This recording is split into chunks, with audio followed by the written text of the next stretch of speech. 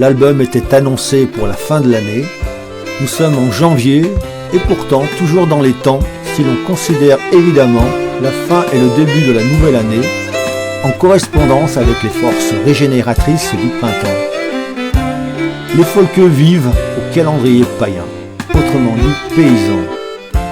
CD, clé USB ou vinyle, il reste encore à réfléchir sur le type de support pour l'objet inanimé.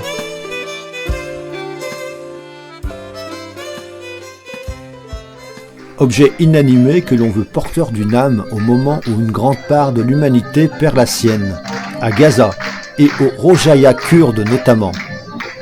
Pour ce faire, un rappel bienvenu du mot folk.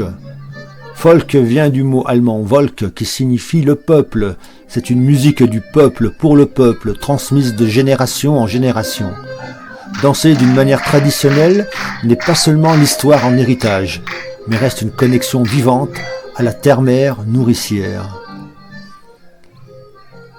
Aussi pour ne pas marcher au pas, forcer de la militarisation des nations, à toute sanglante patrie, préférons une Saint-Patrick.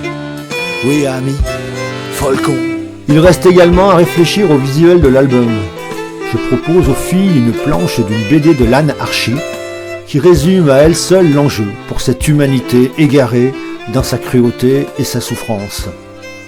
Enjeu contenu dans le double sens du titre de l'album, une fin de toute beauté.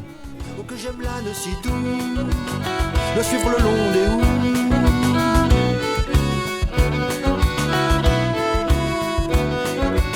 Un nouveau signe en faveur d'un Baudet philosophe avec l'affiche d'un festival où se produit Sandrine au sein d'un autre duo. À suivre.